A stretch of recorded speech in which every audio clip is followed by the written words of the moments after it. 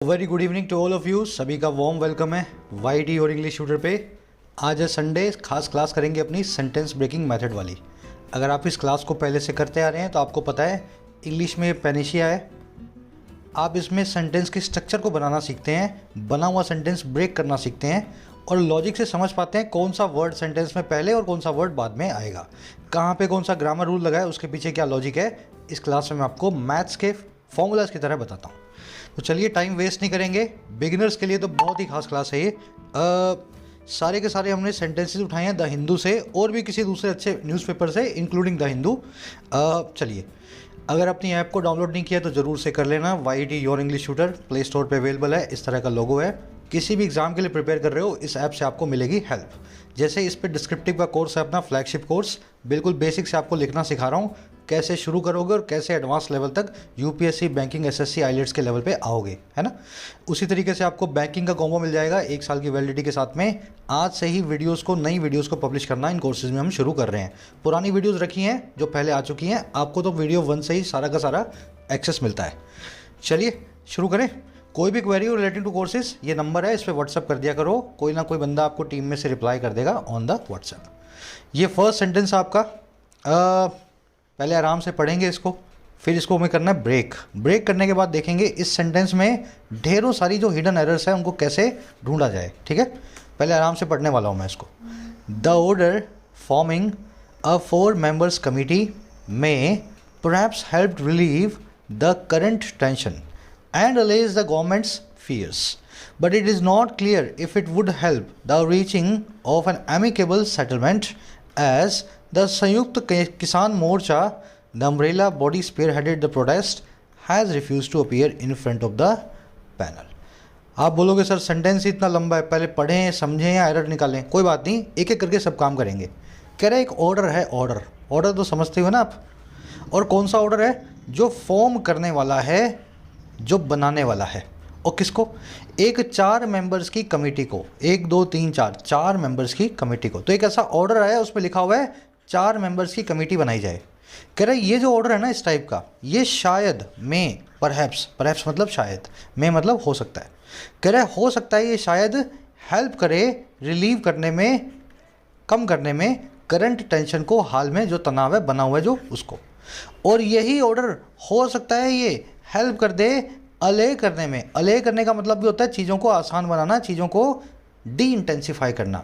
तो ये कम करने में या डी इंटेंसिफाई करने में भी हेल्प कर सकता है, अले करने में भी। वो है सरकार के फियर्स को, सरकार के डरों को।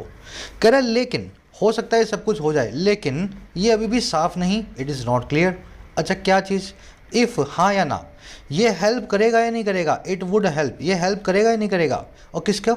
रीच करने में, पहुंचने में एक एमिकेबल सेटलमेंट की तरफ, ऐसे सेटलमेंट या समाधान की तरफ जो एमिकेबल हो, जो दोस्ती भरा हो, जिसमें कोई भी हॉस्टिलिटी या दुश्मनी ना हो। अच्छा क्यों, ऐसा क्यों है? कह रहे क्योंकि ये जो संयुक्त किसान मोर्चा नाम की जो संस्था है ना, जो ऑर्गेनाइजेशन है, जो कि अम्ब्रेला बॉडी है, जो सबसे बड़ी बॉडी है। अम्ब्रेला बॉडी मतलब छतरी वाली बॉडी। इस छतरी के नीचे सब छोटी मोटी ऑर्गेनाइजेशन आ जाएंगी। तो ये जो अम्ब्रेला बॉडी है, छतरी वाली बॉडी है, और जो स्पीयर हेडेड है, स्पीयर हेड करने का मतलब होता है लीड करना, ठीक है ना। स्पीयर हेड करना मतलब लीड करना। अम्ब्रेला बॉडी है जो लीड कर चुकी है प्रोटेस्ट को। कह रहा है इसने मना कर दिया, रिफ्यूज़ कर दिया है कि ये अपीयर नहीं होगी, ये सामने नहीं आएगी। और किसके सामने? इस पैनल के सामने, इन फ्रंट ऑफ द पैनल। समझ गए? अब टेंशन मत लो, पूरा एक बार फिर से पढ़ने वाला हूँ और इसी सेंटेंस को ब्रेक करना है। एक ऑर्डर आया है जो फॉर्म करने वाला है 4 मेंबर्स की कमेटी को। शायद ये ऑर्डर हेल्प ना कर पाए टेंशन्स को रिलीव करने में, नंबर 1। और शायद ये ऑर्डर हेल्प ना कर पाए अले करने में, सरकार के फियर्स को कम करने में, सरकार की चिंताओं को। कह रहे लेकिन ये तो ठीक है, ये शायद कर ही पाए, है ना। कह रहे लेकिन अभी भी ये बात साफ नहीं है कि ये कितना मदद करेगा, या ये मदद करेगा या भी नहीं करेगा एक सेटलमेंट को रीच करवाने में जो कि एमिकेबल हो। अच्छा ऐसा क्यों है भाई, ये क्लियर क्यों नहीं है? ये इसलिए क्योंकि संयुक्त किसान मोर्चा नाम की जो संस्था है, जो छतरी वाली संस्था है, अम्ब्रेला बॉडी है, सबसे बड़ी बॉडी है, और पूरे प्रोटेस्ट को स्पीयर हेड कर चुकी है, जो पूरे प्रोटेस्ट को लीड कर चुकी है ना। कह रहा है इसने मना कर दिया कि कोई पैनल वैनल नहीं, नो इफ़ नो बट्स, मैं किसी के सामने इन front of the panel appear नहीं होंगी, है ना। तो कितना भी आप ऑर्डर वोर्डर निकाल लो, पैनल बना लो, ये संयुक्त किसान मोर्चा अगर मानने वाला ही नहीं है आपकी बात, तो झगड़ा खत्म नहीं होने वाला है। चलिए सेंटेंस को हमने ब्रेक कर दिया है, मतलब पढ़ लिया है, अब ब्रेक करने का वक्त है। आ जाओ, कोशिश करो आप खुद से इसमें जो एरर्स आपको दिख रही हैं, अब एक एक करके मैं एरर्स आपको ब्रेक करते हुए बताता जाऊंगा। 3 रूल्स हैं ब्रेक करने के, बड़े आसान से। क्लासेस कई बार करवा चुका हूँ मैं, ये शायद 40वीं क्लास है मेरी, है ना, तो अच्छे से रूल्स भी आप जानते हो। नहीं जानते हो तो समझा देता हूँ आपको। रूल नंबर 1, सेंटेंस में कम से कम एक सब्जेक्ट जरूर होगा। 1000 भी हो सकते हैं, मैं नहीं कह रहा, लेकिन एक तो होगा ही होगा। एटलीस्ट 1 और मोर देन 1, है ना, सब्जेक्ट्स होने चाहिए। रूल नंबर 2, जितने सब्जेक्ट्स होंगे कम से कम उतनी वर्ब्स जरूर होंगी। ठीक है, जितने सब्जेक्ट्स होंगे कम से कम उतनी वर्ब्स जरूर होंगी। मान लीजिए 5 सब्जेक्ट हैं तो 5 वर्ब्स तो होंगी ही होंगी, 15 भी हो सकती हैं, कोई बात नहीं। और रूल नंबर 3, जितने भी प्रेपोजिशन है उन सब का एक ऑब्जेक्ट जरूर होगा। ठीक है, सब्जेक्ट कौन बनेंगे? ग्रीन कलर वाले वर्ड, मैंने कलर अलग दे दिए हैं सबके सब, सारे के सारे ग्रीन वाले हैं, नाउन, प्रोनाउन और जिरेंट। ठीक है, ग्रीन कलर में नाउन, प्रोनाउन और जिरेंट। ब्लू कलर में एडजेक्टिव्स हैं, आप जानते हैं। एडवर्ब अगर कहीं आएगी तो पिंक कलर में होगी, है ना। येलो कलर में मिलेंगी आपको कंजंक्शंस, इफ, बट, एंड, और, नोर, इज, एज, है ना, समझ गए। और लाल कलर में आपको, रेड कलर में मिलेंगी वर्ब्स, हेल्पिंग और मेन वर्ब्स, और साथ में इन्फिनिटिव्स, है ना, लाल कलर में, रेड कलर में इन्फिनिटिव्स। डार्क ब्लैक कलर में मिल रही हैं प्रेपोजिशंस, जैसे ऑफ है, इन फ्रंट ऑफ है, तो वो डार्क ब्लैक कलर में। बाकी जो रह जाए वो आर्टिकल्स हैं, जैसे द है ना, एन है, द है, ये आर्टिकल्स हैं, इनको मैंने कोई भी कलर नहीं दिया है, मतलब नॉर्मल ब्लैक कलर में है। चलो अब ब्रेक करें सेंटेंस को। चलो भाई, सबसे पहले आ रहा है द ऑर्डर। ऑर्डर एक नाउन है, सेंटेंस का पहला नाउन, सेंटेंस का फर्स्ट नाउन, जिससे पहले कोई प्रेपोजिशन ना हो और कोई वर्ब ना हो, तो वही नाउन सेंटेंस का सब्जेक्ट बन जाता है। तो सब्जेक्ट बन गया यहाँ पे आपका ऑर्डर, कॉमन नाउन है, पीछे एस भी लगा सकते हो, प्लूरल भी बना सकते हो, आपका सब्जेक्ट। अब देखो इसके बाद रखी हुई है वर्ब, वर्ब की आईएनजी फॉर्म फॉर्मिंग, लेकिन ये वर्ब है ही नहीं, कैसे पता लगा? वर्ब की आईएनजी फॉर्म जब भी आएगी वो आएगी is, am, are, was, were के साथ। मेन वर्ब बनेगी जब भी वर्ब की ING form is, am, are, was, were के साथ। जैसे I am playing, you are coming, है ना, दे आर स्टडिंग, तो आर एम इज आपको लगाना पड़ेगा। अगर इनके आगे कभी is, am, are, was, were ना आए तो वर्ब की आईएनजी फॉर्म या तो जीरेंड होती है या पार्टिसिपल होती है। ठीक है, जीरेंड मतलब नाउन, पार्टिसिपल मतलब एडजेक्टिव। इस केस में ये एडजेक्टिव है क्योंकि नाउन की बाजू में रखी हुई है, एडजेक्टिव का काम ही कर पाएगी। तो ऑर्डर के लिए फॉर्मिंग नाम का एक एडजेक्टिव आया हुआ है, वो वाला ऑर्डर जो फॉर्म करता है। अच्छा क्या करता है भाई? फॉर्म नाम के इस एडजेक्टिव से, पार्टिसिपल से, वर्ब के आईएनजी फॉर्म से, सेमी वर्ब से व्हाट का रिप्लाई कर दिया कमिटी नाम के नाउन ने। कमिटी नाम का नाउन, पीछे एस भी लगा सकते हो, कॉमन नाउन है, इस पार्टिसिपल का ऑब्जेक्ट बन जाएगा व्हाट का रिप्लाई करने की वजह से। याद रखें वर्ब किसी भी फॉर्म में आ जाए, चाहे आईएनजी फॉर्म में आ जाए, चाहे मेन वर्ब बन के आ जाए, चाहे एडिड यहाँ पे पास्ट पार्टिसिपल बन के आई है, चाहे जीरेंड बन के आ जाए, या रीचिंग जीरेंड है, अगर वर्ब से किसी ऑब्जेक्ट ने, किसी नाउन ने व्हाट या हुम का रिप्लाई कर दिया, वो नाउन उस वर्ब का ऑब्जेक्ट बन जाएगा, चाहे वर्ब सेमी वर्ब फॉर्म में हो या मेन वर्ब फॉर्म में हो, कोई फ़र्क नहीं पड़ता। तो ये सेमी वर्ब फॉर्म में थी, एडजेक्टिवल फॉर्म में थी, ऑब्जेक्ट ले लिया इसने कमेटी को। बढ़े आगे, 4 मेंबर्स इस कमेटी के बारे में बता रहा है। कौन सी कमेटी? जिसमें 4 मेंबर्स हैं। यहाँ पे 6 मेंबर लगा देते तो कमेटी को बदल देता, है ना। तो कमेटी को मॉडिफाई करता है ये 4 मेंबर्स नाम का नाउन, एडजेक्टिवल फॉर्म में एडजेक्टिव की तरह काम करता है। अब और आगे बढ़ो, देखो ऑर्डर नाम के सब्जेक्ट के लिए वर्ब चाहिए थी आपको, सब्जेक्ट नंबर 1 के लिए वर्ब मिल गई आपको, मे हेल्प्ड। परहैप्स बीच में एडवर्ब है, एडवर्ब की डिफ़ॉल्ट पोजीशन हेल्पिंग वर्ब और मेन वर्ब के बीच में ही होती है। ठीक है, हेल्पिंग वर्ब होगी मे, मेन वर्ब होगी हेल्प्ड, इन दोनों के बीच में परहैप्स हेल्पिंग वर्ब। तो सब्जेक्ट को मिल गई वर्ब। आगे बढ़ो, रिलीव। हेल्प एक ऐसी वर्ब है जिसके बाद में टू इन्फिनेटिव या बेस फॉर्म दोनों में से कोई भी लगा सकते हो, और ये काम करता है एक्चुअल में एडजेक्टिव का।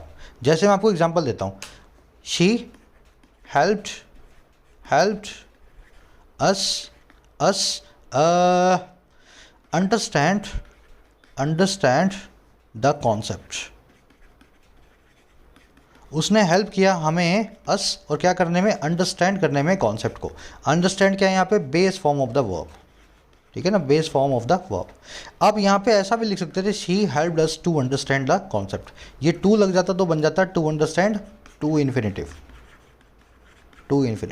तो हेल्प वर्ब यही काम करती है, जिसकी भी जिस काम में हेल्प की जाए ना, उस काम को चाहे तो टू इन्फिनेटिव लगा के बता दो, चाहे वर्ब की बेस फॉर्म से बता दो, है ना। अंडरस्टैंड या टू अंडरस्टैंड दोनों ही ठीक है। अगर इस फॉर्मूला को यहाँ लगाएं तो हेल्प रिलीव और हेल्प टू रिलीव दोनों ही ठीक होता। तो ये ठीक है, बस बताना चाह रहा हूँ मैं आपको क्यों लगा हुआ है। हेल्प कर रहा है रिलीव करने में, जैसे she helped us understand the concept, the order may help relieve the tension. आ गया समझ में? चलो अब ये रिलीव नाम की वर्ब है, चाहे किसी भी फॉर्म में है, इसने ऑब्जेक्ट लिया हुआ टेंशन को, टेंशन ने रिलीव को व्हाट से रिप्लाई किया। रिलीव क्या करेंगे, what will you relieve, you will relieve tension, तो व्हाट से रिप्लाई टेंशन का आया, रिलीव, रिलीव जो है वर्ब का बन गया ऑब्जेक्ट। ये रिलीव वैसे एक्चुअल में एडजेक्टिव का काम कर रहा है यहाँ पे, है ना। चलो करंट यहाँ पे एक एडजेक्टिव है, टेंशन के बारे में बता रहा है, वो वाली टेंशन जो करंट में चल रही है, हाल की tension, current tension. And conjunction है। इसके बाद आप देख रहे हो अलेज नाम की एक वर्ब। अब आपके पास 3-4 ऑप्शंस हैं, लेकिन अलेज को अगर मैं फिट करना चाहूँ तो सिर्फ एक ही ऑप्शन मेरे पास बचेगा। अलेज यहाँ पे इस ऑर्डर की सेकंड वर्ब है।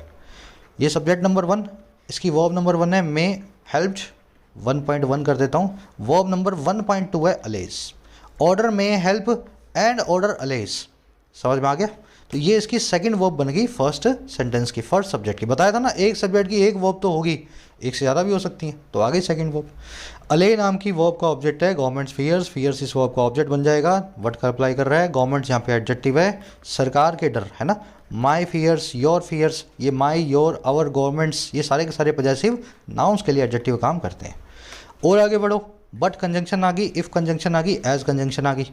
एंड कंजंक्शन ने तो दो वर्ब्स को मिलाया था, लेकिन बट, इफ़ और एज क्या करती हैं, ये नॉर्मल काम करती हैं, जो कि दो क्लोजेस को मिलाने का होता है, यानी कि दो सब्जेक्ट और वर्ब के पेयर्स को। तो कहने का मतलब क्या है, बट के बाद में भी एक नया सब्जेक्ट होगा, सब्जेक्ट नंबर 2 इट। इफ़ के बाद में भी एक नया सब्जेक्ट होगा, सब्जेक्ट नंबर 3 इट। और एज के बाद में भी नया सब्जेक्ट होगा, संयुक्त किसान मोर्चा, सब्जेक्ट नंबर 4। आगे समझ में, ये था सब्जेक्ट नंबर 1। तो ऐसे कंजंक्शन से सब्जेक्ट को मिलाया हुआ है। सब्जेक्ट नंबर 2 की वर्ब है इज, सब्जेक्ट नंबर 3 की वर्ब है वुड हेल्प, सब्जेक्ट नंबर 4 की वर्ब है आगे आएगी, वो देख लेंगे। चलो, सब्जेक्ट नंबर 2 इट, वर्ब हो गई इज। नॉट क्या है, एड वर्ब ऑफ नेगेशन। इसकी डिफ़ॉल्ट पोजीशन क्या होती है, हेल्पिंग वर्ब के बाद। कौन सी helping verb, first helping verb, और या फिर लिंक वर्ब के इमीडिएटली बाद में। अगर नॉट को सेंटेंस में लगाना है तो या तो हेल्पिंग वर्ब लेके आओ कहीं से भी, और हेल्पिंग वर्ब नहीं है तो लिंक वर्ब होगी, उसके बाद में रख दो। अगर ये दोनों नहीं है तो सेंटेंस में नोट नहीं लगेगा। तो यहाँ पे लिंक वर्ब रखी हुई है इज़, बी फैमिली की वर्ब अकेले आ जाए तो लिंक वर्ब कहलाती है। इज़, एम, आर, वॉज, वर अकेले हो तो वो लिंक वर्ब कहलाते हैं। इसके बिल्कुल बाद हमने नोट को रखा हुआ है, सही पोजीशन है ना। चलो क्लियर, यहाँ पे एडजेक्टिव है। लिंक वर्ब्स की खासियत ये है, वो अपने बाद में नाउन और एडजेक्टिव दोनों को ले लेती हैं सब्जेक्ट कॉम्प्लीमेंट बना के। अब ज़्यादा डिटेल में नहीं जाऊँगा मैं, बेसिक ग्रामर में आप ये कर चुके हो, ये कैसी स्ट्रक्चर है। और आगे बढ़ो, इफ़ के बाद में सब्जेक्ट नंबर 3 है इट, इसकी वर्ब नंबर 3 है वुड हेल्प। हेल्प किसको करना है, रीचिंग को। हेल्प वर्ब का ऑब्जेक्ट है, वर्ब के एनजी फॉर्म रीचिंग नाम का जेरेंट। वर्ब के एनजी फॉर्म सब्जेक्ट ऑब्जेक्ट बन जाए तो जेरेंट कहलाती है, और कुछ भी नहीं, है ना। नाउन का काम करेगी, बन जाएगी जेरेंट। तो ये जेरेंट हो गया, रीचिंग हो गया इस हेल्प नाम के वर्ब का ऑब्जेक्ट।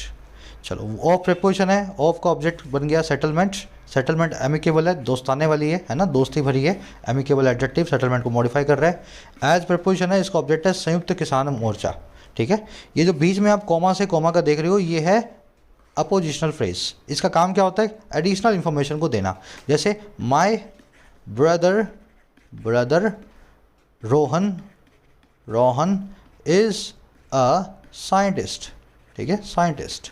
मेरा भाई रोहन एक साइंटिस्ट है। तो ये कॉमा से कॉमा के बीच में जो रोहन रखा है ना, मेरे भाई के बारे में बताने वाला अपोजिशनल फ्रेज है, ठीक है। एक तरह से एडजेक्टिव का काम कर रहा है मेरे भाई के लिए। मेरा भाई साइंटिस्ट है और मेरा भाई रोहन है, तो रोहन मेरा भाई साइंटिस्ट है, समझ गए ना।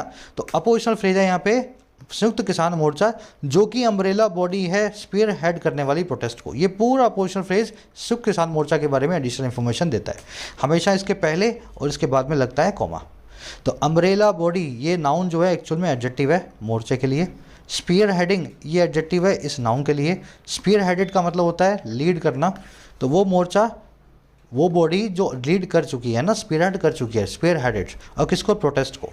इस एडजेक्टिव का, इस पास्ट पार्टिसिपल का ऑब्जेक्ट है प्रोटेस्ट, ठीक है। व्हाट का रिप्लाई कर दिया तो प्रोटेस्ट बन गया इसका ऑब्जेक्ट। किसान मोर्चे की वर्ब है हैज़ रिफ्यूज्ड, मोर्चा सिंगुलर है, इसकी वर्ब भी सिंगुलर है। रिफ्यूज़ क्या किया, अपीयर करना। टू अपीयर यहाँ पे इन्फिनेटिव है, वर्ब से व्हाट का रिप्लाई कर रहा है। What did it refuse, what has it refused, it has refused to appear. तो टू अपीयर व्हाट का रिप्लाई करने वाला नाउन इन्फिनेटिव बन गया, इस रिफ्यूज वर्ब के लिए ऑब्जेक्ट बनने का काम कर रहा है। इन फ्रंट ऑफ प्रीपोजिशन है, इसका मतलब होता है सामने, मेरे सामने बैठो, sit in front of me, है ना। इन फ्रंट ऑफ मतलब सामने। प्रीपोजिशन का ऑब्जेक्ट हो गया पैनल, द पैनल। थोड़ी सी खिचड़ी बन गई, आई नो, लेकिन ये ज़रूरी था। अब आपको सारा वर्ड टू वर्ड हमने बता दिया है ना कैसे सेंटेंस बना हुआ है। अब इसको ब्रेक करेंगे, ब्रेक करने के बाद मतलब इसके एरर्स को निकालेंगे। एक बार मैं रिपीट कर रहा हूँ। सब्जेक्ट नंबर 1 है ऑर्डर, सब्जेक्ट नंबर 2 है ईट, सब्जेक्ट नंबर 3 है ईट, सब्जेक्ट नंबर 4 है मोर्चा। ठीक है, सब्जेक्ट नंबर 1 की दो वर्ब्स हैं, पहली है मे हेल्प्ड वर्ब 1.1 और दूसरी है अलेस एंड कंजंक्शन के साथ में वर्ब 1.2। बट कंजंक्शन के बाद सब्जेक्ट नंबर 2 इसकी वर्ब है इज, इफ कंजंक्शन के बाद सब्जेक्ट नंबर 3 इसकी वर्ब है वुड हेल्प, हेल्पिंग और मेन वर्ब। मोर्चे की वर्ब है हैज़ रिफ्यूज, सब्जेक्ट नंबर 4 की वर्ब नंबर 4। बाकी चीज़ें आप देख चुके हो। फॉर्मिंग एक एडजेक्टिव है, ऑर्डर के लिए फॉर्मिंग एडजेक्टिव का पार्टिसिपल का ऑब्जेक्ट है कमेटी, 4 मेंबर्स कमेटी को मॉडिफाई कर रहा है एक एडजेक्टिव के तौर पे। परहैप्स यहाँ पे एडवर्ब है। रिलीव यहाँ पे हेल्प के बाद में टू या बेस फॉर्म में कोई भी एडजेक्टिव आ जाता है, वही काम कर रहा है, हेल्प रिलीव। रिलीव का वर्ब का ऑब्जेक्ट है टेंशन। करंट जो है एक एडजेक्टिव है टेंशन के लिए। अले किसको करना है, अले फियर्स को करना है, तो अले वर्ब का ऑब्जेक्ट है फियर्स। गवर्नमेंट्स जो है इस अले जो फियर्स नाम के नाउन के लिए एडजेक्टिव काम कर रहा है। नोट यहाँ पे एडवर्ब है, सही पोजीशन पे है, लिंक वर्ब के बाद में है और लिंक वर्ब के बिल्कुल बाद में आपको मिल रहा है, क्या मिल रहा है, एक एडजेक्टिव सब्जेक्ट कॉम्प्लीमेंट के तौर पे। रीचिंग यहाँ पे इस वुड हेल्प नाम के सब्जेक्ट 4 की वर्ब, सब्जेक्ट 3 की वर्ब नंबर 3 का ऑब्जेक्ट है रीचिंग। वर्ब के एनजी फॉर्म है, जेरेंट का काम करेगी। ऑफ प्रीपोजिशन है, ऑब्जेक्ट है सेटलमेंट। अमिकेबल एक एडजेक्टिव है, इस मतलब इस नाउन को जो ऑफ प्रीपोजिशन का ऑब्जेक्ट है इसको मॉडिफाई कर रहा है। अमिकेबल मतलब दोस्ती भरा। एज कंजंक्शन के बाद सब्जेक्ट नंबर 4 था मोर्चा, वर्ब है इसकी has refuse, singular subject singular verb. Umbrella body एक एडजेक्टिव है, अपोजिशनल एडजेक्टिव इस नाउन के लिए। अम्ब्रेला बॉडी के लिए एडजेक्टिव आया स्पीयर हेडेड, वो वाला बॉडी जो स्पीयर हेड कर रहा है ना, ये कर चुका है। स्पीयर हेडेड और पास्ट पार्टिसिपल है एडजेक्टिव, इसके लिए ऑब्जेक्ट है प्रोटेस्ट, है ना, है तो ये वो भी वर्ड से रिप्लाई किया तो प्रोटेस्ट को अपना ऑब्जेक्ट बना लिया। अपीयर टू अपीयर यहाँ पे और एक जो ऑब्जेक्ट है काम कर रहा है रिफ्यूज के लिए, रिफ्यूज क्या किया, अपीयर होना, क्या का रिप्लाई कर रहा है, तो यहाँ पे टू इन्फिनेटिव नाउन के तौर पे इसका ऑब्जेक्ट बना हुआ है वर्ब का। इन फ्रंट ऑफ प्रेपोजिशन ऑब्जेक्ट है इसका पैनल। अब गलतियां निकालते हैं, मेरे ख्याल से 3-4 गलतियां तो आपको दिख चुकी हैं ना, ये जरूरी था ये करना। अब गलतियां आपको बड़ी बड़ी दिखेगी फुटबॉल के जितनी। तो आ जाओ कॉन्सेप्ट के साथ में एक एक गलती पकड़ते हैं। सबसे पहले पॉसिबिलिटी बताने के लिए अपने पास 4 मॉडल वर्ब्स हैं, कैन मे माइट और कुड, कैन मे माइट और कुड। और दूसरा पॉसिबिलिटी बताने के लिए हमारे पास कुछ एडवर्ब्स भी हैं, लाइकली, पॉसिबली, सीमिंगली और परहैप्स। परहैप्स मतलब शायद, लाइकली मतलब संभावित तौर पे, पॉसिबली इसका सिनोनिम है, सीमिंगली मतलब जाहिर तौर पे, है ना। ये दोनों ही चीज़ें पॉसिबिलिटी बताने के लिए यूज़ होती हैं। गलती ये होती है कि दोनों को मिक्स कभी भी नहीं करना होता। अगर आप मॉडल यूज़ कर रहे हो पॉसिबिलिटी बताने के लिए तो भले मॉडल यूज़ करो, एडवर्ब्स यूज़ कर रहे हो तो एडवर्ब्स यूज़ करो, दोनों को आपस में मिक्स नहीं करना है। जैसे सेंटेंस आपके सामने, सरकार जो है रिपील कर सकती है फार्म लॉन्स को, एक पॉसिबिलिटी है। सरकार जो है लॉ कर लेना है यहाँ पे, फार्म लॉज, ठीक है। सरकार कृषि कानूनों को वापस ले सकती है, रिपील कर सकती है, रोल बैक कर सकती है। अब देखो कर सकती है, आपको पॉसिबिलिटी बतानी है, लेकिन गलती क्या कर दी, ये रूल आपने वायलेट कर दिया। आपने यहाँ पे मे के साथ में लाइकली को मिक्स कर दिया। तो may likely, may possibly, may seemingly, may perhaps, could likely, could possibly, could seemingly, could perhaps, इस तरह से पॉसिबिलिटी की जब बात हो रही हो आपस में मिक्सिंग नहीं करना होता। तो आप बोलो government may likely repeal, likely को निकाल के बोलो मे रिपील जो है फार्म लॉस, या गवर्नमेंट विल परहैप्स, है ना, रिपील फार्म लॉन्स, ऐसा कुछ बोल दो आप।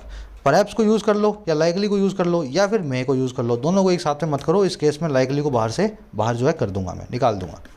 वैसे ही Russia might perhaps attack Ukraine soon, Russia हो सकता है यूक्रेन पे जो है हेल्प कर दे, जो अटैक कर देगा बहुत जल्दी। तो माइट के साथ में परहैप्स जो लगा रहे हो ना, गलत है। माइट अटैक अपने आप में ही पॉसिबिलिटी को बताने वाला है, परहैप्स की यहाँ पे ज़रूरत नहीं है। तो यही काम आपने यहाँ किया हुआ सर, आपने क्या किया हुआ यहाँ पे, मे परहैप्स हेल्प्ड, तो इस परहैप्स को निकाल दो, ठीक है। Error number, may might could और कैन, जब फ्यूचर की बात करें, पॉसिबिलिटी की बात करें, इनके साथ में लाइकली, परहैप्स, पॉसिबली, सीमिंगली इस तरह के वर्ड्स यूज़ नहीं किए जाते। चलो एरर नंबर 2 पे आ जाओ, बड़ी आसान है। मॉडल वर्ब, ये सारी की सारी मॉडल हैं, 11 मॉडल वर्ब्स हैं। Can, could, may, might, will, would, shall, should, must, और टू, विल और यूज टू, ये सारी की सारी मॉडल वर्ब्स हैं। विल 2 बार आ गया। ये सारी की सारी मॉडल वर्ब्स की एक ही खासियत है, ये सिर्फ और सिर्फ हेल्पिंग वर्ब बन सकती हैं। इनकी सर इससे ज़्यादा औकात ही नहीं है, ये तो बेचारी सिर्फ और सिर्फ इंग्लिश में हेल्पिंग वर्ब बन सकती है। कहने का मतलब क्या है, ये कभी भी मेन वर्ब नहीं बन सकती। इन अदर वर्ड्स इनको हमेशा मेन वर्ब चाहिए होगी, और उसके लिए फॉर्मूला क्या है, वो होगी वर्ब की बेस फॉर्म, ठीक है। ऐसे याद रखना, हेल्पिंग वर्ब है, मेन वर्ब बन नहीं सकती। मेन वर्ब बन नहीं सकती तो लेंगी मेन वर्ब, मेन वर्ब लेंगी तो कसम खाई हुई है उन्होंने, मेन वर्ब की फॉर्म में लेंगी किसको, वर्ब की बेस फॉर्म को। तो अगर सेंटेंस कुछ इस तरह के हों, Rohini will helps us with the task, Rohini हमें हेल्प करेगी टास्क के साथ, है ना, टास्क में। तो रोहिणी तो अकेली है, हेल्प्स बिल्कुल ठीक है, लेकिन ध्यान भूल गए आप बीच में, आपने विल को यूज़ किया हुआ सर। विल तो एक मॉडल वर्ब है, मॉडल वर्ब अपने बाद वर्ब की बेस फॉर्म लेती है। अब भूल जाओ रोहिणी को, गोली मारो रोहिणी को, हेल्प्स नहीं लगा सकते, आपको हेल्प लगाना पड़ेगा। आया समझ में? वर्ब की बेस फॉर्म में एस या एस तो आता नहीं है पीछे, तो भले ही रोहिणी आई हो यहाँ पे, इस बात से कोई फ़र्क नहीं पड़ता। जैसे he will, could, may, might, should लगा सेंटेंस में, आपको वर्ब की बेस फॉर्म यूज़ कर देनी है, हेल्प का पीछे का एस निकाल देना है। समझ गए ना? कन्फ्यूजन नहीं है ना सर, हेल्प कैसे आ गया रोहिणी के साथ? विल की वजह से आया। ये मॉडल वर्ब्स बीच में आ चुकी हैं। Inflation can has a severe impact on people. Inflation रख सकता है एक बहुत ही ख़राब इम्पैक्ट हमारे लोगों पे। कैन एक मॉडल वर्ब है, इसके बाद में आपको हैव फैमिली की वर्ब चाहिए। हैव फैमिली की 3-4 वर्ब्स हैं। पहली है हैव प्रेजेंट में, दूसरी है हैज़ पास्ट में है हैड, है ना? इस तरीके से यूज़ होती हैं। ध्यान रखें, हैव फैमिली की बेस फॉर्म है हैव। तो can, could, may, might, would, should, इन सब के बाद में कभी हैज़ आ ही नहीं सकता, इनके बाद में हमेशा आएगा हैव। ठीक है, वर्ब की बेस फॉर्म निकालनी है, हैव फैमिली की बेस फॉर्म हैवी है, ना कि हैज़ है, इनके बाद में हैज़ नहीं लगेगा। अगर ऐसा है तो आपने यहाँ पे क्या किया हुआ है? आपने लगाया हुआ है मे, परहैप्स को तो निकाल भी दो बीच में से, यहाँ लगाई हुई है वर्ब की थर्ड फॉर्म। तो क्या करेंगे? आप लिखेंगे यहाँ पे मे हेल्प, हेल्प। ठीक है, ईडी को निकाल देंगे, वर्ब की बेस फॉर्म को यूज़ कर देंगे, बेस फॉर्म ऑफ द। चलो एक और एरर निकाल लेते हैं, 2 तो हो गई अपनी, है ना? चलो साइड में ले लेते हैं आपको। इन फ्रंट ऑफ, बिफोर, ये 2 अलग अलग प्रेपोजिशन है। इन दोनों का मतलब होता है सामने। इन दोनों में क्या फ़र्क होता है, इस फॉर्मूला से आपको सीखना है। ठीक है, इन फ्रंट ऑफ और बिफोर। देखिए, इन फ्रंट ऑफ का मतलब होता है जब किसी के सामने फिजिकली आप सामने हो, फिजिकली। और बिफोर का मतलब होता है जब फिगरेटिवली किसी के सामने हो, मतलब समक्ष हो। समक्ष समझते हैं ना? किसी के समक्ष प्रस्तुत करना, प्रेजेंट करना किसी के सामने किसी चीज़ को, तब तो बिफोर लगाना है ना? और इन फ्रंट ऑफ का मतलब होता है फिजिकली किसी के सामने आ जाना, है ना? एकदम सीध में होना, बिल्कुल किसी से फिजिकली, किसी के फेस के सामने, तो इन फ्रंट ऑफ।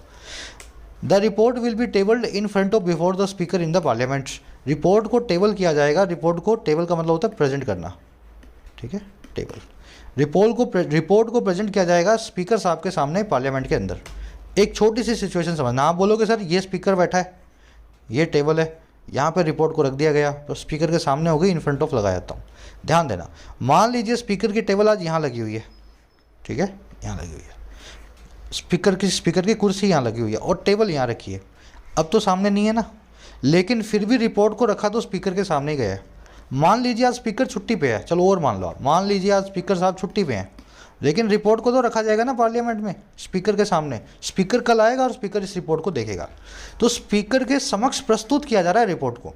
स्पीकर के सामने एकदम सीध लगा के 90 डिग्री के एंगल पे नहीं रखा जा रहा है ना।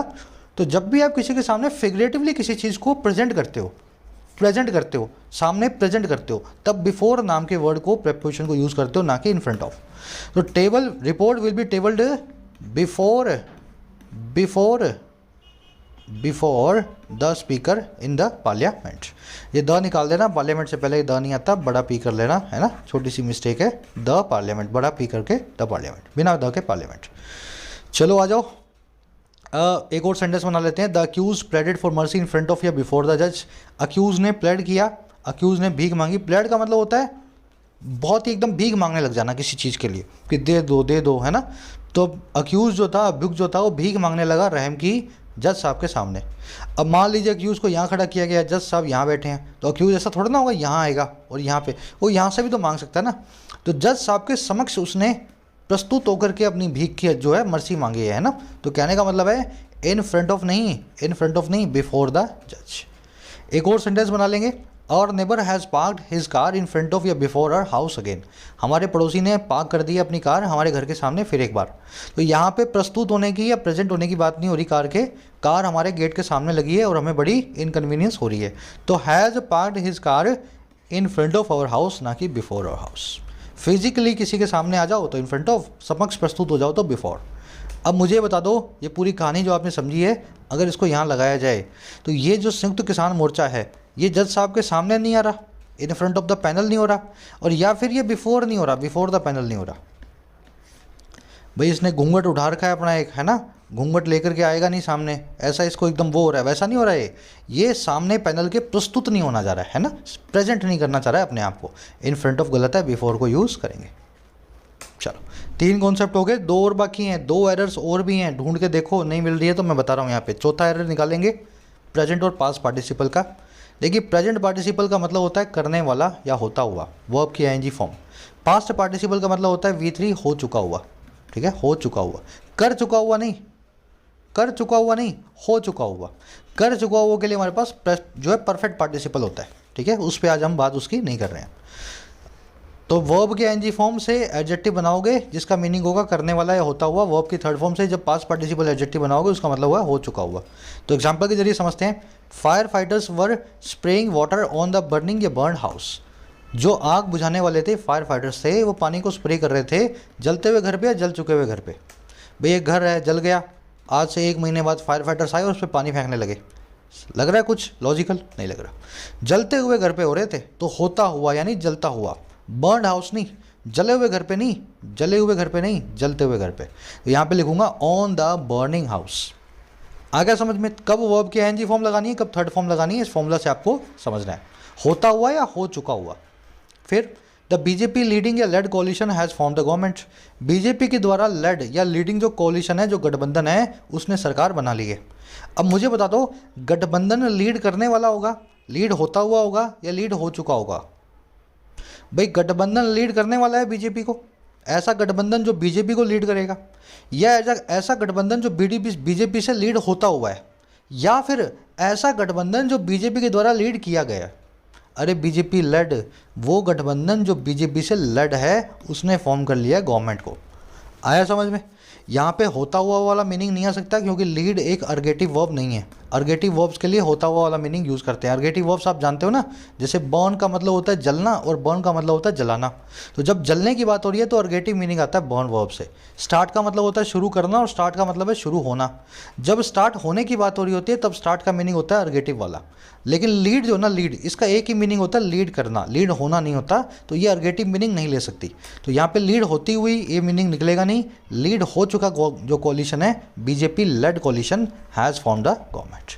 थोड़ा बेसिक्स देख लो चैनल से जाकर के, वर्ब्स बिल्कुल बेसिक से करवा चुका हूँ, फिर मजा आएगा ये जो कर रहे हो इस चीज़ में। एक सेंटेंस और बना लेते हैं। Efforts are under way to find the debris of the crashing या crashed aircraft. Efforts under way हैं, अंडर वे का मतलब है ongoing. Efforts ongoing है, पाने के लिए, फाइंड करने के लिए, ढूंढने के लिए। डिब्री को, डिब्री का मतलब होता है मलबा, ठीक है, मलबा, समझ गए ना? डिब्री, एस साइलेंट होता है इसको, डिब्रीज नहीं बोलते, डिब्री। तो मलबा ढूंढने के लिए एफर्ट्स चल रहे हैं। और किसके? क्रैश होते हुए प्लेन के, क्रैश करने वाले प्लेन के, या क्रैश हो चुके हुए प्लेन के। भाई पहले क्रैश होगा उसके बाद ही मलबा ढूंढोगे ना। जो क्रैश हो रहा है उसका मलबा कहाँ से आ जाएगा, है ना? और ढूंढोगे भी क्यों तुम मलबा? तुम्हारे सामने क्रैश हो रहा है, ढूंढने की जरूरत ही नहीं है। तो कहने का मतलब है आप यहाँ पे क्रैशिंग प्लेन नहीं, क्रैश्ड प्लेन लिखेंगे, वर्ब की थर्ड फॉर्म पास्ट पार्टिसिपल। तो इस फॉर्मूला से आपको V3 और वर्ब की आईएनजी फॉर्म में से एक को चूज़ करना होता है। अब मुझे ये बता दो, ये जो मोर्चा है संयुक्त किसान मोर्चा, ये जो है प्रोटेस्ट को स्पीयर हेडेड हो चुका है प्रोटेस्ट के लिए। स्पीयर हेडेड, स्पीयर हेड का मतलब होता है लीड करना, है ना? लीड की जो सिनोनिम होता है स्पीयर हेड। तो ये प्रोटेस्ट जो है, अम्ब्रेला बॉडी जो है, जो स्पीयर हेडेड हो चुकी है प्रोटेस्ट को, या स्पीयर हेड कर रही है? ऑफ कोर्स स्पीयर हेड कर रही है, स्पीयर हेडिंग द प्रोटेस्ट। समझ गए ना? लीड करने वाली है प्रोटेस्ट को, ना कि लीड हो चुकी है ना? स्पीयर हेडेड के बाद में ऑब्जेक्ट आप वैसे भी नहीं दे सकते। पास्ट पार्टिसिपल याद रखें, वर्ब की थर्ड फॉर्म पास्ट पार्टिसिपल अपने बाद में कभी भी ऑब्जेक्ट नहीं लेती, ठीक है ना? तो ये ऑब्जेक्ट वैसे भी नहीं आ सकता। तो भाई ये 4 एरर्स हैं, 5वीं एरर मैं आप पे छोड़ रहा हूँ। ये वाली एरर है, ढूंढ के बता दो इसको कैसे सही करना है। आज वाले कॉन्सेप्ट को मैं यहीं पे ख़त्म कर रहा हूँ। 5वां एरर आप खुद से ढूंढ सकते हो, सब समझदार हो, ठीक है? 4 मेंबर्स की जगह क्या लिखा जाए अभी मुझे बताओ कमेंट्स में। आप सभी को ये एरर 5वीं वाली आती है। जिसको नहीं आती कमेंट्स पढ़ लेना, मैं हार्ट डालूंगा किसी अच्छे कमेंट पे, जिसका सही होगा आपको पता लग जाएगा कौन सा सही है। चलो आ जाओ नेक्स्ट सेंटेंस पे। Although the outcome does not adequately reflects the short window available to make deep greenhouse gas emission cuts, but the Paris Agreement endorsed by 195 countries under the UNFCCC has a long road ahead before carbon emissions can be pegged at levels having flagged by scientists। कह रहा है हालांकि, although का मतलब होता है हालांकि, ठीक है? इसको आप दो भी बोलते हैं और इसको आप इवन दो भी बोलते हैं। जानते हैं ना इस बात को अच्छे से? दो, इवन दो और ऑल दो एक ही बात है। फ़र्क क्या है इन दोनों में? दो आता है स्पीकिंग में, ठीक है? ऑल दो आता है हाईली फॉर्मल राइटिंग में। इवन दो क्या है, दो या ऑल दो के आगे आपने इवन लगाया हुआ है और ज़्यादा एम्फोसिस डाला हुआ है ना। इवन दो का मतलब होता है विद मोर एम्फोसिस या मोर प्रेशर। तो ऐसे इन तीनों वर्ड्स में आपको बीच में डिफरेंस करना है। तो ऑल दो यहाँ पे एक फॉर्मल वर्ड है। कह रहा है हालांकि जो आउटकम है, जो रिजल्ट है, आउटकम का मतलब है रिजल्ट, कह रहा है ये नहीं एडिक्वेटली रिफ्लेक्ट करता है। रिफ्लेक्ट करना मतलब किसी चीज़ को बताना, इंडिकेट करना, दिखाना, रिफ्लेक्शन बनना, और एडिक्वेटली मतलब पर्याप्त रूप से। तो ये रिजल्ट पर्याप्त रूप से नहीं दिखाता है। और किसको? इस शॉर्ट विंडो को। शॉर्ट विंडो मतलब अ स्मॉल अपॉर्चुनिटी या एक opportunity for a small time, है ना। तो उस छोटे से मौके को नहीं बताता है, छोटे से वक्त के लिए मौके को नहीं बताता है, जो छोटे से वक्त के लिए है, जो मौका अवेलेबल है मेक करने के लिए डीप, बहुत ही गहरे ग्रीन हाउस गैसेस के एमिशन के कट्स में, कार्बन डाइऑक्साइड जैसी दूसरी गैसेस हैं, इनके जो एमिशन है उसके कट में। कह रहा हालांकि ये आउटकम एडिक्वेटली रिफ्लेक्ट नहीं करता है इस विंडो को, इस छोटे से मौके को। कह रहा है बट लेकिन ये जो पेरिस एग्रीमेंट है ना, जो कि प्रॉपर नाउन है, पी भी बड़ा ए भी बड़ा आगे द लगा हुआ है, जो कि एंडोर्स है, जिसको सपोर्ट मिला हुआ है। क्या मिला हुआ सर? इसको सपोर्ट मिला हुआ है, एंडोर्समेंट मिली हुई है। कह रहा है और किसके द्वारा? 195 कंट्री के द्वारा। और किसके अंडर? इस अग्रीमेंट के अंडर UNFCCC।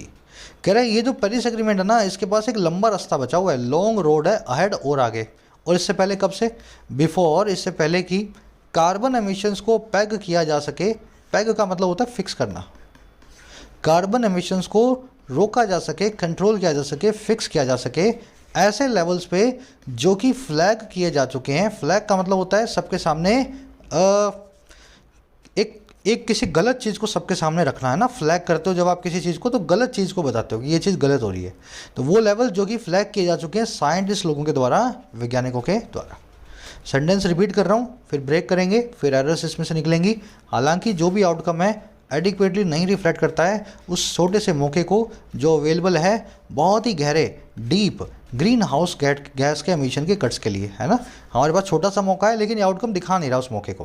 कह रहा है फिर भी बट या लेकिन जो पेरिस एग्रीमेंट है, जिसको 195 कंट्रीज़ का सपोर्ट है, सभी की सभी कंट्रीज इस जो एग्रीमेंट के नीचे हैं, इस एग्रीमेंट के सामने एक बहुत ही लंबा रास्ता है तय करने के लिए, has a long road ahead. इससे पहले कि जो कार्बन एमिशंस हैं उनको फिक्स किया जा सके, पैग किया जा सके, कंट्रोल किया जा सके ऐसे लेवल्स पे यहाँ पे लगा हुआ है परफेक्ट पार्टिसिपल। वो लेवल जो फ्लैग किए जा चुके हैं बाय द साइंटिस्ट लोगों के द्वारा, जिनको साइंटिस्ट लोगों ने सबके सामने उजागर किया है, ठीक है, फ्लैग किया है। चलो आओ ब्रेक कर लेते हैं। सब आपके सामने है, हर चीज़ आप जानते हो। एंड ऑल्दो जो है यहाँ पे कंजंक्शन है, बट एक कंजंक्शन है, बिफोर एक कंजंक्शन है, ठीक है। तो यहाँ पे इस कंजंक्शन के बाद में सब्जेक्ट आ रहा है आउटकम। अब ये कंजंक्शन किसको मिला रही है ये भी हम आगे देखेंगे, है ना। दो सब्जेक्ट्स कोई मिलानी चाहिए। आउटकम नाम का जो ये नाउन है ना, जो कॉमन नाउन भी है, जिसके पीछे एस भी लगा सकते हो, यही बनेगा आपका सब्जेक्ट, ठीक है। सब्जेक्ट नंबर 1 कंजंक्शन आ चुकी है तो सब्जेक्ट नंबर 2 बट ऑब्वियस है आगे आने वाला है। आउटकम की वर्ब है डज नॉट एडिक्वेटली रिफ्लेक्ट्स। तो does helping verb, reflects main verb, outcome की हो गई वर्ब, सब्जेक्ट नंबर 1 की वर्ब। एडिक्वेटली यहाँ पे एक जो एडवर्ब है, इसका मतलब है पर्याप्त तौर पे, और नॉट है एडवर्ब ऑफ निगेशन। नॉट की मैंने आपको खासियत बताई हुई है, हमेशा हेल्पिंग वर्ब के बाद में आएगी या लिंक वर्ब के बाद में आएगी। अगर लिंक वर्ब या हेल्पिंग वर्ब नहीं है तो ये जिद करने लगती है, ये बोलती है मुझे हेल्पिंग वर्ब ला के दो तभी मैं आऊँगी, है ना। इसलिए इस हेल्पिंग वर्ब को डज को यहाँ पे लगाना पड़ा। तो आउटकम की वर्ब हो गई है सर डज रिफ्लेक्ट्स ऐसे, और नॉट और एडिक्वेटली बीच में 2 एडवर्ब्स रखी हुई हैं।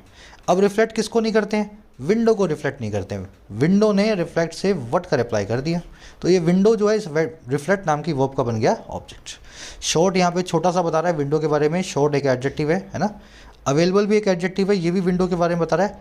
वो विंडो जो छोटी है और वो विंडो जो अवेलेबल है, छोटी भी है और अवेलेबल ही है। आया समझ में? तो विंडो के लिए 2 एडजेक्टिव हैं, ये भी इसको और ये भी इसको। अवेलेबल किसको है, किस लिए भाई? अवेलेबल है मेक करने के लिए। अवेलेबल नाम के एडजेक्टिव के लिए मेक नाम का एडवर्बियल इंफिनिटिव यूज हुआ है। अवेलेबल किस चीज़ के लिए? एडजेक्टिव के लिए बताने के लिए एक एडवर्ब लाई गई है टू इन्फिनिटिव के तौर पे, 2 + वर्ब की बेस फॉर्म। इस एडवर्ब का टू मेक नाम के इन्फिनिटिव एडवर्ब का ऑब्जेक्ट है green house gas emission cut. ये पूरा एक कॉमन नाउन है, सॉरी ये पूरा जो है कंपाउंड नाउन है। ग्रीन हाउस भी एक नाउन है, गैस भी एक नाउन है, एमिशन भी एक नाउन है, कट भी एक नाउन है। चारों मिल गए एक कंपाउंड नाउन को बता रहे हैं। डीप एक एडजेक्टिव है, इस कंपाउंड नाउन को मॉडिफाई कर रहा है। अब देखो कॉमा लगा, बट लगा। बट क्या है? एक फैन बॉयज कंजंक्शन है। FANBOYS, for and NOR, but और येट सो, इन कंजंक्शन से पहले हमेशा आपको कॉमा मिला हुआ लगता है ना, यहाँ पे मिला लगा हुआ मिला है ना आपको। तो बट कंजंक्शन हो गई, इसके बाद आ गया सब्जेक्ट नंबर 2 पेरिस अग्रीमेंट। अब यहाँ पे क्या एडिशनल इन्फॉर्मेशन है, ये वो पेरिस एग्रीमेंट है जो एंडोर्स हुआ है। ये एंडोर्स एक एडजेक्टिव है पेरिस एग्रीमेंट के लिए, और किसके द्वारा हुआ है, बाय लगा के बता रहे हैं, कंट्रीज़ के द्वारा। कंट्री है 195, बाय प्रपोजिशन का ऑब्जेक्ट हुआ कंट्रीज़, 195 कंट्रीज़ को मॉडिफाई कर रहा है। अंडर प्रपोजिशन है, प्रपोजिशन का ऑब्जेक्ट है UNFCCC, द लगा के सरकारी संस्था का नाम है। अब ये जो बट के बाद में आपने सब्जेक्ट नंबर 2 देखा सर, ये सब्जेक्ट नंबर जो 2 देखा, इसकी वर्ब है हैज़, ठीक है, वर्ब नंबर 2 हैज़। अब हैज़ क्या है, अ लॉन्ग रोड, इस हैज़ वर्ब से व्हाट का रिप्लाई किया, रोड ने। लॉन्ग एडजेक्टिव है, रोड के बारे में बता रहा है। अहेड एक एडवर्ब है, लॉन्ग रोड है लेकिन कहाँ है, वेयर, अहेड, आगे, पीछे नहीं है, बाजू में नहीं है, साइड में नहीं है, आगे।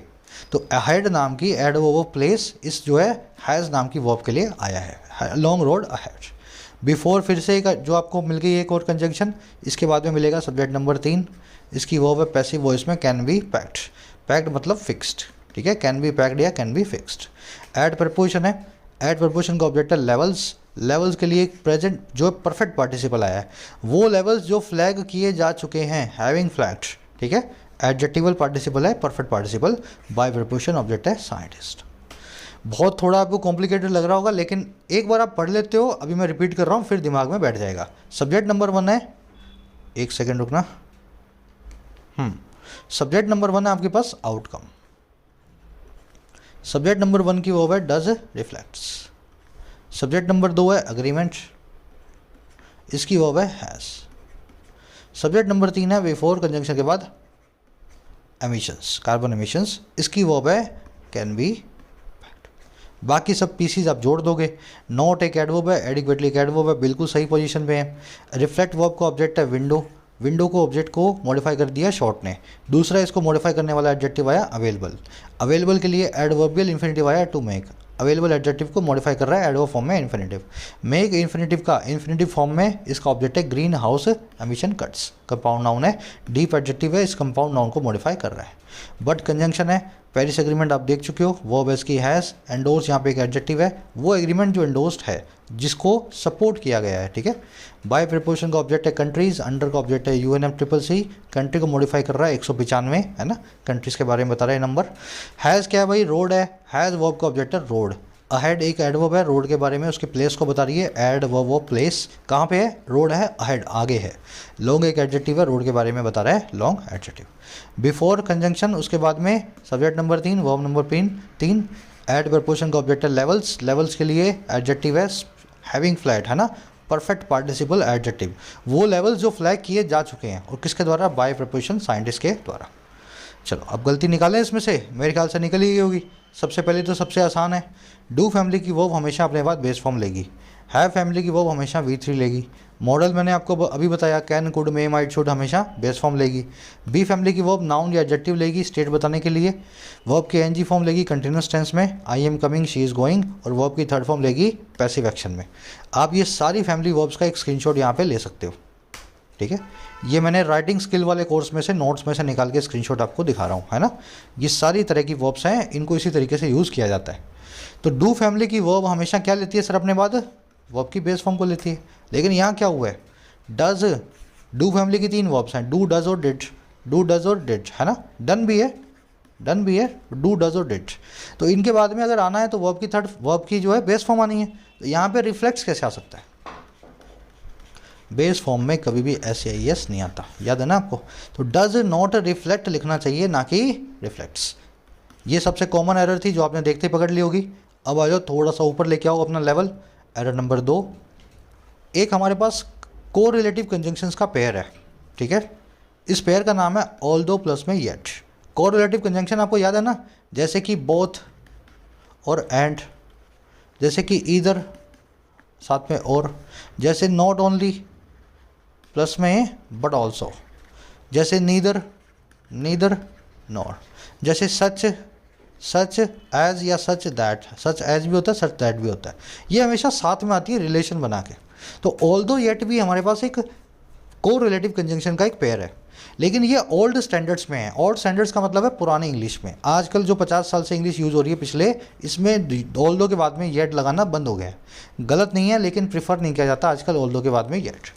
लेकिन आजकल जो प्रीफर किया जाता है वो ऑल्दो के साथ में कुछ भी नहीं है, कोमा लगाया जाता है नए क्लॉज में, मॉडर्न इंग्लिश स्टैंडर्ड्स में। अब ये दोनों तो ठीक है, आप समझ गए। बट कैसे आ जाएगा ऑल्दो के साथ? बट कभी आ ही नहीं सकता। ऑल्दो के साथ में येट आता था पुरानी किताबों में 50-100 साल पहले। ऑल्दो के साथ में कोमा आने लगा है आजकल, ये बिल्कुल ठीक है, करेक्ट है, इसको प्रीफर किया जाएगा। लेकिन ऑल्दो के साथ में बट, फॉर, नीदर, नोर ऐसा कुछ भी मत लगा के आना, वो तो बिल्कुल निहायत ही गलत है।